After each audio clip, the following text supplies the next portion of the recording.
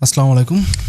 TikTok monetization master class, এটা হচ্ছে প্রথম ভিডিও আজকে এটা মেক করতেছি। সো বেসিক্যালি আজকে আমরা একটু টিকটক মনিটাইজেশনটা কী, এটা কীভাবে কাজ করে, কোন কোন দেশে কাজ করে, কীভাবে কাজ করে, এটা বিষয় নিয়ে একটু কথা বলবো। এই বেসিক জিনিসগুলো জানা খুব ইম্পর্টেন্ট, কারণ আপনি যদি বেসিক জিনিসগুলো যদি না জানেন তাহলে হচ্ছে যে কাজ করতে গিয়ে অনেক কিন্তু ভুলভ্রান্তি করবেন। দেখা যাবে যে ম্যাক্সিমাম টাইম যেটা হয় যে ভিডিও ডিসকোয়ালিফাই হয়। সো আমি এখন যেটা বলতেছি সেটা অবশ্যই আপনাদেরকে নোট করে রাখতে হবে বা মনে রাখতে হবে, কারণ প্রতিটা প্ল্যাটফর্মেরও হচ্ছে নিজস্ব কিছু রুলস থাকে, কিছু টার্মস অ্যান্ড কন্ডিশন থাকে, সেগুলোকে ফলো করে অবশ্যই আমাদেরকে কাজ করতে হবে। So first of all, what is creator fund? Creator ফান্ডটা মূলত হচ্ছে যে টিকটকে আগে কিন্তু 2021 সালের আগে কিন্তু এরকম কোনো মনিটাইজেশন সিস্টেম ছিল না। 2021 সালের পর ওরা হচ্ছে যে যেসব ক্রিয়েটর আছে টিকটকে তাদেরকে হচ্ছে যে তাদেরকে একটা সম্মানী দেওয়ার জন্য তাদের জন্য একটা ফান্ড তৈরি করে। এটাকেই মূলত টিকটক বলতেছে ক্রিয়েটর ফান্ড, অর্থাৎ যেই ফান্ড থেকে ক্রিয়েটরদের জন্য হচ্ছে যে টাকা পয়সা যাচ্ছে আর কি, এটা হচ্ছে ক্রিয়েটর ফান্ড। এবং ক্রিয়েটিভিটি বেটা যেটা আছে সেটা হচ্ছে যে মনিটাইজেশনের প্রথম যেটা আর কি টেস্টিং পর্যায়ে ছিল। তো শুরু 2021 সালে সর্বপ্রথম যখন হচ্ছে টিকটক মনিটাইজেশন নিয়ে আসলো ওয়ার্ল্ডের 4টা কি 5টা দেশে, তখন শুধুমাত্র ইনভাইট অনলি ছিল। কীরকম? সে ধরেন বাংলাদেশের মধ্যে সালমান মুক্তাদির আছে, একজন বড় কন্টেন্ট ক্রিয়েটর। তো টিকটক হয়তো বা সালমান মুক্তাদিরকে ইনভাইট করছে যে তুমি চাইলে এই ক্রিয়েটিভিটি বেটার আন্ডারে, এই প্রোগ্রামের আন্ডারে তুমি চাইলে কন্টেন্ট দিতে পারো, তাহলে হচ্ছে তোমার কন্টেন্ট থেকে তুমি মনিটাইজ করতে পারবা, মানে কন্টেন্টটাকে মনিটাইজ করতে পারবা, সেখান থেকে ইনকাম করতে পারবা। তা শুরুর দিকে শুধুমাত্র ইনভাইট অনলি ছিল, সেটা টিকটক ডিসাইড করতো যে কারা কোন কন্টেন্ট ক্রিয়েটর হচ্ছে যে ক্রিয়েটর ফান্ড থেকে টাকা পয়সা পাবে। দেন হচ্ছে 2022 সালের পরে, সেটা 22 কি 23 সালের শেষের দিকে আর কি, এটা আস্তে ধীরে হচ্ছে নাম হয়ে গেল ক্রিয়েটর রিওয়ার্ড প্রোগ্রাম, যেটা বর্তমানে এখনও চলতেছে। তো বর্তমানে আমরা যেটা কাজ করব সেটা হচ্ছে ক্রিয়েটর রিওয়ার্ডস প্রোগ্রামের আন্ডারেই কিন্তু আমরা কাজ করব। হ্যাঁ, তো যেটা হলো যে ক্রিয়েটিভিটি বেটা যেটা আর কি ছিল সেটা বর্তমানে নাই। এটাই হচ্ছে যে বর্তমানে হচ্ছে ক্রিয়েটর রিওয়ার্ড প্রোগ্রাম নামে পরিচিত। তো ক্রিয়েটর প্রোগ্রাম হচ্ছে যে কী কী ক্রাইটেরিয়া আছে এবং কীভাবে কাজ করে সেগুলো হচ্ছে ভিডিওর নেক্সটে আমরা ডিসকাস করব। দেন আসি 1 মিনিট গ্রোথ। এটা হচ্ছে টিকটকের একটা এটাও একটা হচ্ছে ক্রিয়েটর ফান্ডের একটা মানে ক্রিয়েটিভ রিওয়ার্ড প্রোগ্রাম যেরকম আছে যে আপনার ভিউ হলে সেই ভিউর উপর ডিপেন্ড করে হচ্ছে যে আপনাকে একটা ফান্ড দিতেছে। 1 মিনিট গ্রোথটাও সেরকম, সেটার ক্রাইটেরিয়া ছিল এরকম যে আপনার 5K হচ্ছে যে 5K এর মতো সাবস্ক্রাইবার লাগে ইউটিউব চ্যানেলে। সেরকম যদি আপনার কোনো ইউটিউব চ্যানেল থাকে সেক্ষেত্রে সেই ইউটিউব চ্যানেলটা টিকটকের সাথে রিডাইরেক্ট করে বা কানেক্ট করে আপনি চাইলে সঙ্গে সঙ্গেই সেই টিকটক অ্যাকাউন্টটাতে মনিটাইজ করতে পারতেন। এটা 2024 অর্থাৎ গত বছরের ডিসেম্বরের 15 তারিখ পর্যন্ত ছিল। গত বছর 15 তারিখে হচ্ছে যে এই 1 মিনিট গ্রোথ যে প্রোগ্রামটা ছিল সেটা হচ্ছে অফ করে দিছে। তবে কিছু কিছু কান্ট্রিতে যারা হচ্ছে আগের কিছু যেগুলো অ্যাকাউন্ট ছিল, সে ধরেন বর্তমানে 1 মিনিট গ্রোথ প্রোগ্রাম শুধুমাত্র মেবি জাপানে চলতেছে, সেটাও আবার যাদের আগের অ্যাকাউন্ট আছে। তো এটা বন্ধ হওয়ার মেন রিজন ছিল হচ্ছে প্রচুর পরিমাণে স্প্যাম হইতো।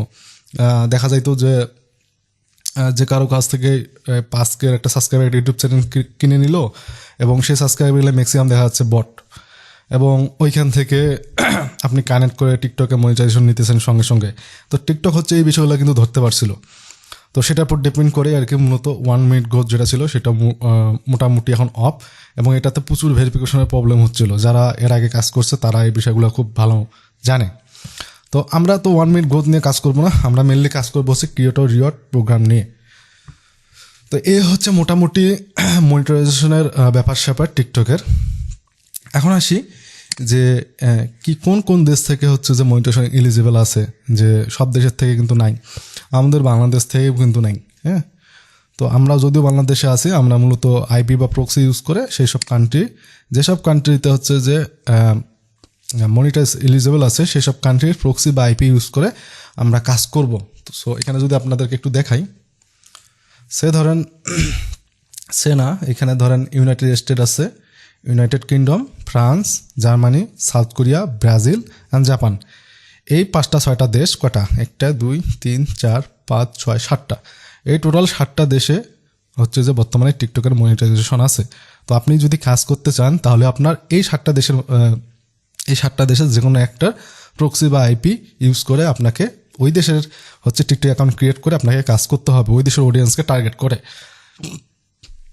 এখন এই 7টার মধ্যে যদি কেউ আস্ক করেন যে কোনটা নিয়ে কোন দেশে টার্গেট করে কাজ করব, সেখানে ইউনাইটেড স্টেট আছে ফার্স্ট অফ অল।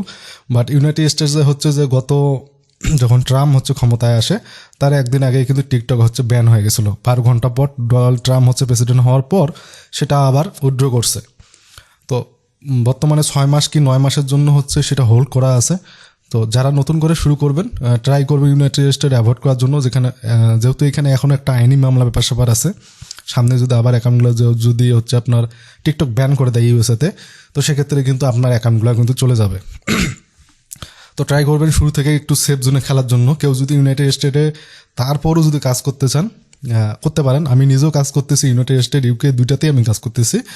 তো যারা একবারে নতুন হিসেবে কাজ করতেছেন, আমার পার্সোনাল সাজেশন থাকবে আপনারা ইউকে নিয়ে কাজ করেন। ইউকে হচ্ছে যে আপনি 7টা দেশের টিকটক নিয়ে কাজ করতে পারবেন। বাট ইউনাইটেড স্টেট বর্তমানে ভালো আরপিএম দেয়, বাট এটা একটু রিস্ক আছে। বাট ইউকের ক্ষেত্রে আপনি ভালো আরপিএম পাবেন। আমেরিকার অডিয়েন্সগুলো হচ্ছে আপনি যে ইউকে টিকটক অ্যাকাউন্টে যদি আপনি ইংলিশ কন্টেন্ট দেন, সেগুলো কিন্তু আপনি মোটামুটি ইউএসের অডিয়েন্সও পাবেন, নিউজিল্যান্ডের অডিয়েন্স পাবেন, ইউরোপের অডিয়েন্স পাবেন, কারণ আপনার ইংলিশ ভাষাভাষীটা লোকজন তো অনেক ওয়ার্ল্ডে। তো এই হচ্ছে ব্যাপার স্যাপার। তো তারপর হচ্ছে আপনি চাইলে জার্মানির অ্যাকাউন্টও চালাতে পারেন, বাট এগুলোতে হচ্ছে আরপিএম অনেক কম। সবচেয়ে হাই আরপিএম হচ্ছে ইউনাইটেড স্টেট আর ইউনাইটেড কিংডমে। এই হচ্ছে এলিজিবল কান্ট্রিগুলো।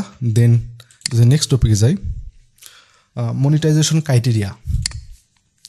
মনিটাইজেশন ক্রাইটেরিয়া এটা হচ্ছে যে আমরা যেহেতু ক্রিয়েটর রিওয়ার্ড প্রোগ্রামে কাজ করব, ক্রিয়েটিভ রিওয়ার্ড প্রোগ্রামের হচ্ছে যে মনিটাইজেশন ক্রাইটেরিয়া হচ্ছে আপনার 10K ফলোয়ার থাকা লাগবে আপনার টিকটক অ্যাকাউন্টে, প্লাস হচ্ছে 1 লাখ ভিউ থাকা লাগবে, এবং 1 লাখ ভিউ অবশ্যই লাস্ট 30 দিনের মধ্যে যাতে হয়।